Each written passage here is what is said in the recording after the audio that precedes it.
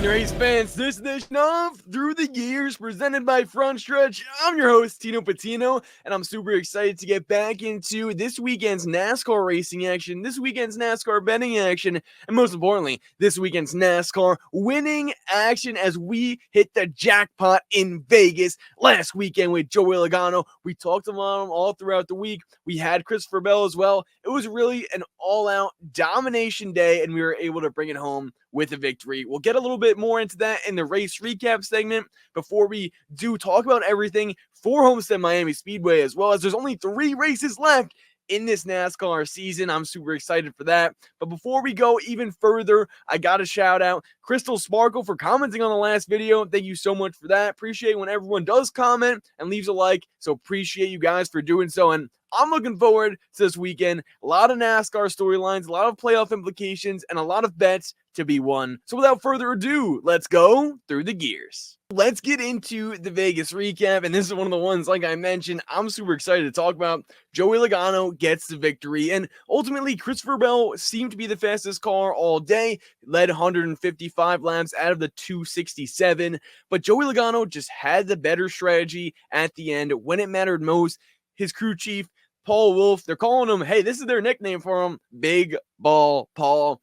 And I can understand why. Multiple times this season, that 22 team has now won off of strategy from the crew chief. And it seems like, although Joey Logano is a talented driver, and it is even year Logano, like we've talked about, they're really stepping up as an entire team and as an entire group, which can really, with now Joey Logano being in the championship 4, elevate his status even more. We talked about him at 15-1 to win earlier last week.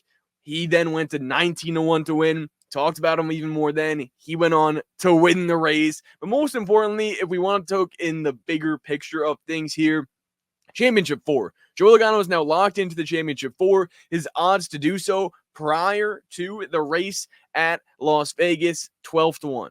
The lowest, or the highest rather, the lowest in terms of seeding, as he was 8th going into that race in the NASCAR playoffs, but the highest value on the board, 12-1 for Joey Logano. And well, like we know, he went out and got the whole thing, went out and locked himself in. Now we looked at the odds, 3-1 for Joey Logano to win. That's why it's important to tune into the show. That's why it's important to really understand how much the values can change, like we talk about. I mean, there's no better and bigger example than Joey Logano going out with the value he had.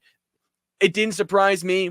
It didn't surprise Austin Dillon. We talked about him, talked about how he mentioned Joey Logano, right? If you follow me on social media, I talked to Austin Dillon last week. He mentioned that Joey Logano could be in the championship 4, and I was surprised by his answer because of those two guys and obviously all the things they've been through this season. Austin Dillon knows motor. We know motor here at Through the Gears, and I hope you guys were able to benefit from that. Ultimately, I mean, for the race as a whole, yes, Christopher Bell should have won, but we had him too. Tyler Reddick looked fast, flipped over, but we had him as well. Another driver, William Byron, looked like he had a lot of speed too, and I feel like we're in a strong position now to continue the momentum and continue winning races, especially at Homestead this weekend. As we look towards Homestead-Miami Speedway, a couple of things to keep in mind, some things we can use as strategy, and other things that's important to note for our preparation to win this race, and to really capitalize on the fact that there are only 3 races left in this NASCAR Cup Series season, 2 in this round, including this weekend at Homestead-Miami, then we go to Martinsville, then we round it all out with the Championship 4 at Phoenix. So as we look ahead, I think the biggest thing, a lot of people will talk about it, is the phrase ripping the fence. Who's the best driver that can get the most speed going into corner entry and out of corner exit and running the high line? Well, first off, it's going to be none other than Kyle Larson. We know he is the master at doing that. Tyler Reddick's another one. Christopher Bell comes to my mind as well. And it's no real surprise that those guys excel at this type of track. We know for Larson and Bell specifically, the dirt racing background in terms of being fast and fast is loose, right? And everything that it takes to make up that mentality, those guys have been really fast at this track and these types of racetracks in the past as well. It's important to note too, this is a 1.5 mile racetrack, intermediate racetrack, that type of style where we've seen the Toyotas be really strong. Las Vegas, Michigan, I mean, and these were Tyler Reddick, Christopher Bell type of races as well that they were showcasing their speed and leading a lot of laps there too. The list can go on and on as well. We saw Texas, they were fast. A lot of other tracks too that were this style of race, and ultimately it paid off for the Toyotas in those events. Now, I think this is also important to note that Kyle Larson, we should expect him to be a heavy favorite. We'll look at the odds breakdown. We'll talk about that. But before we do so, last year going into this race, Larson was at a plus 300, plus 400 number, and that's what it seems to be like every NASCAR playoffs when he is in them in these later rounds. Because he's such a great driver, because he's able to dominate races like Bristol, dominated the Roval, and he's the best in the world, but he's not a world beater. And when I talk about Kyle Larson in that sense, we need to remember what happened last year. A lot of people were talking about him, hyping him up for a good reason. One of the best in the world, like I said, and he's also the best at this racetrack. But even the best driver at this racetrack can still make mistakes. When Kyle Larson is as aggressive as he can be at times, that gets him in trouble. And for a plus 300, plus 400 number we saw last year, Kyle Larson being aggressive, leading laps at Homestead-Miami, looked to be the guy to beat. Ryan Blaney was up there as well.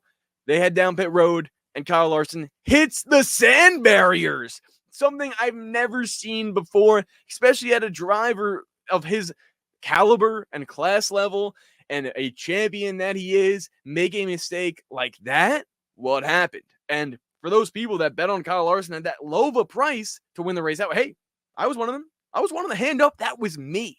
But I need to learn from that. Kyle Larson at that low of a price, with how aggressive he can be, with how mistakes are made at a high tire wear track like this is, can't touch it. Can't touch the low value if that is the case heading into this one, which I would be prepared for, and we'll talk about it in the odds breakdown. But that's just something that I wanted to bring up because of the fact we're seeing Kyle Larson being such a low number consistently in these later rounds of the NASCAR playoffs. Let's get to the odds breakdown in this one. And before we do just that, let's take a look at the playoff picture. Joey Logano obviously locked into championship 4, like I mentioned about that. But then it's Christopher Bell plus 42 to the cut line, Kyle Larson plus 35 to the good, and William Byron at plus 27 also in the positive there, above 5th place, which would be the first driver out in Denny Hamlin, who's minus 27. Tyler Reddick, minus 30. We saw him being aggressive at Las Vegas. Did it cost him a shot to race for a championship?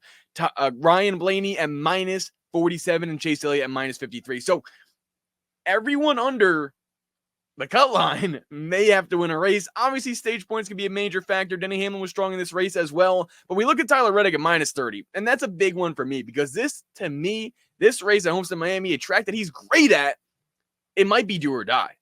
And for aggression, it doesn't always equal results for Tyler Reddick like we saw last weekend. But could that be the case this weekend? Could he learn from those mistakes that he made trying to fill a hole that maybe wasn't there for that long, at least at Las Vegas when he was running the high side, ultimately collected Chase Elliott and a couple other drivers in that wreck. My point is, if Tyler Reddick learns from those mistakes and is still aggressive, but at least a little more aware or cautious to not get into a wreck or to not get into an accident or not to hurt his car like he did in Las Vegas, he could win this race. I believe it. I know at times Tyler Reddick could potentially be in a do or die situation and finish in second. That's just how it's been happening for him at times, especially this season. Tyler Reddick could have 6 wins this season that were runner-up finishes. So my point is, Tyler Reddick in this race being minus 30 from cut line, 6th place in the NASCAR playoffs. This is his do or die moment.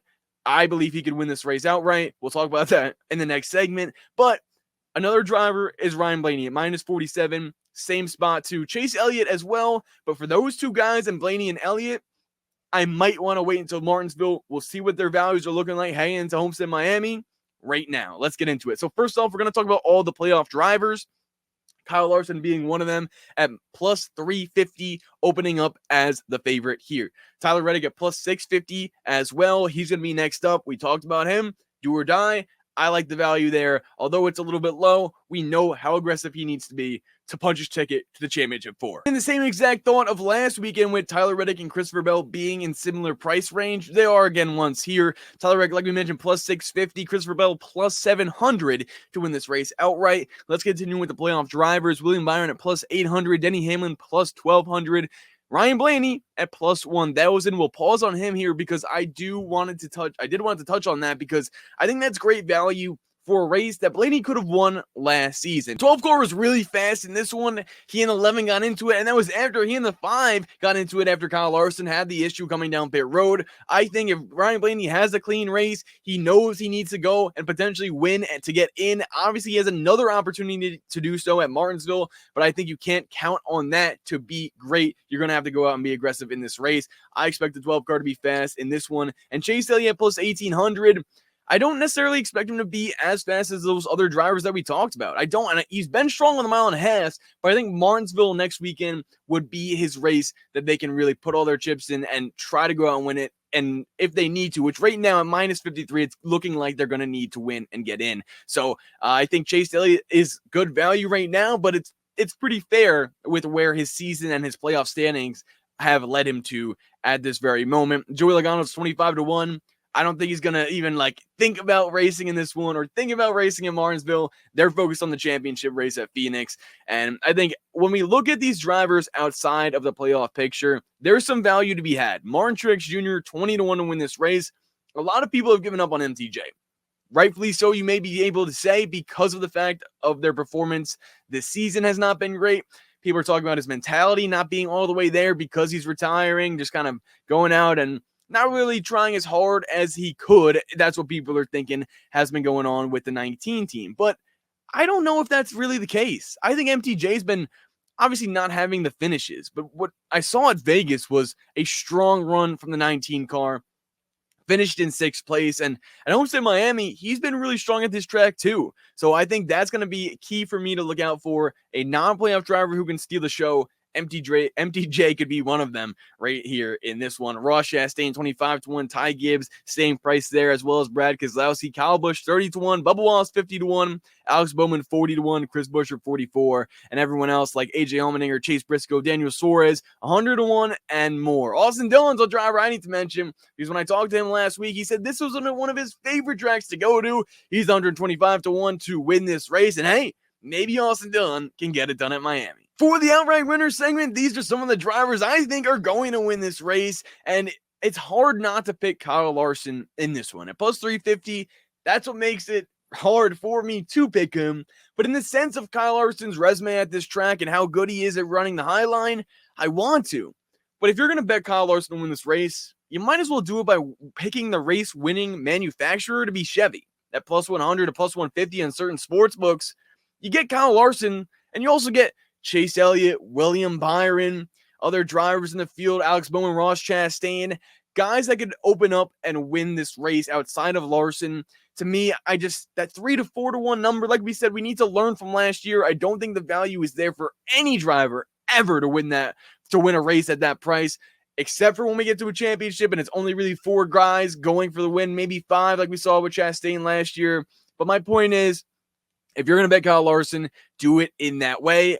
I think he'll be on my card in that sense, but for drivers that are going to be on my card in this one to win this race outright from a standpoint of I like their value and I like them to also win this race because Kyle Larson, I can't bet on him. I can't bet on any driver, like I mentioned, at that low of a price to win a NASCAR race. Drivers that I can, Tyler Reddick plus 650. Christopher Bell at plus 700. I would not be surprised to see Christopher Bell go out and win the pole for this race. I know he's pissed off that he didn't win at Las Vegas. They had a car capable of doing so, but they continuously bring the speed to the mile and a half. This intermediate style of track, especially at Homestead-Miami, really fits his driving style. Loose is fast, and Tyler Reddick's another driver too with that same mindset where those two guys, Reddick in more of a must-win or need-to-win or aggression level is higher type of situation going into this one with where he is at minus 30 in 6th place below the NASCAR playoff cut line to get into the championship 4. Christopher Bell, on the other hand, he'll be aggressive too because he knows he has a shot to lock himself into the championship 4. And I think aside from those two Toyota drivers, one thing that I have on my mind is the fact that Denny Hamlin could also win We look at Martin Truex Jr., right? He has a good chance in this one. How can we make the most in terms of unit allocation to profit? Basically, in terms of getting the most outright winners possible with a couple guys that could beat the Toyota camp. To me, if you want to use this strategy, Toyota plus 150 to win this race outright from a race-winning manufacturer standpoint. I would go there if you like Bell, if you like Hamlin, if you like MTJ and Tyler Reddick and the other drivers in the field that could win this one. That's step one. Then take a look and see which drivers in the field could beat any of those guys in this race. Maybe Ryan Blaney, 10-1, great value. Okay, maybe even Kyle Larson. It's kind of the inverse of the Larson strategy as well. Plus 350. I still don't like that value, but if you want to add them to your card while also having the Toyotas that could sort of protect your outright bets from that standpoint and the value they're coming with, that's another option. To me, if I went Toyota manufacturer plus 150, I would protect myself with William Byron at plus 800, Ryan Blaney at plus 1,000. I think those are two guys that I'm looking at that could win this race other than the Toyota camp in this one. And that kind of solves our case for who I'm going to pick to win this race outright. Christopher Bell, Tyler Reddick, Ryan Blaney at 10-1 right now. This is pre-practice and qualifying. Obviously, I like the value he's at, but I might wait for some of these guys after practice and qualifying. For Reddick and Bell, I think they'd probably stay around this price because I do expect them to qualify well. But Blaney, it's always sometimes hit or miss. Could be a top 10 qualifier or outside of it, but still continue to drive towards the field. We saw last week in a spinning practice, he had to start from the back, was racing up towards the front. Unfortunately, got involved into an accident there. But I could see Ryan Blaney in this one, so he's third on my list. And then give me William Byron at 8-1. I think William Byron has a strong shot.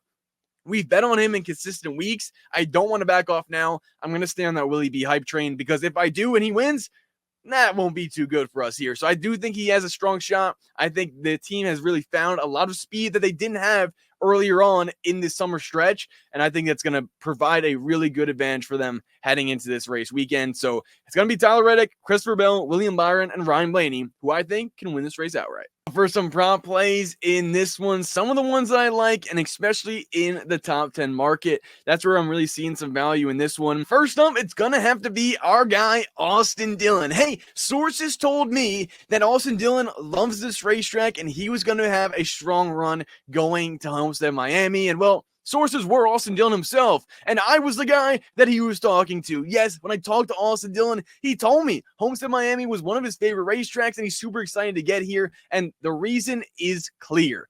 3 top 10s in the last 4 times at this racetrack for the 3-car. For a top 10 for him, it's plus 350. I love the value there. I love Austin's mindset heading into this race, and I'm definitely going to be placing that bet heading into this weekend. Couple other guys have been sneaky strong at this racetrack. AJ Allmendinger, a plus 215 for a top 10 finish when he's done so multiple times and also had a top 5 finish here a couple years back in 2022. I love that price for AJ Allmendinger. This is a driver where you don't necessarily expect him to be strong at Homestead-Miami, and he is. And he always delivers. So to me, at plus 190 on BetMGM, plus 215 on BetRivers, I like that value early in the week. I expect after practice and qualifying, maybe you can get it for a higher price because of the car he's in. Maybe they qualify a little bit outside the top 10. But either way, right now, I'm fair with where they're at right now in that price. Noah Gragson at plus 460. The reason why I'm thinking of Gragson is he doesn't necessarily have the finishes at this track in the Cup Series, but in the Xfinity Series, he was really fast on this style of racetrack. Just like we see with Kyle Larson and Christopher Bell, anytime we get to Homestead-Miami, Tyler Reddick as well, they are able to run the high line better than other drivers. Noah Gragson fits into that category of ripping the fence, one of the best, but he hasn't had the top 10 results that we're looking for. At plus 460, I like it for a little sprinkle, but honestly, nothing too major. Something to keep your eye out on if he does qualify well. Top 5 market, I would probably go with the drivers we have to win this race outright and sort of see if there's value there. We see Christopher Bell and Tyler Reddick at plus 100 to get a top 5.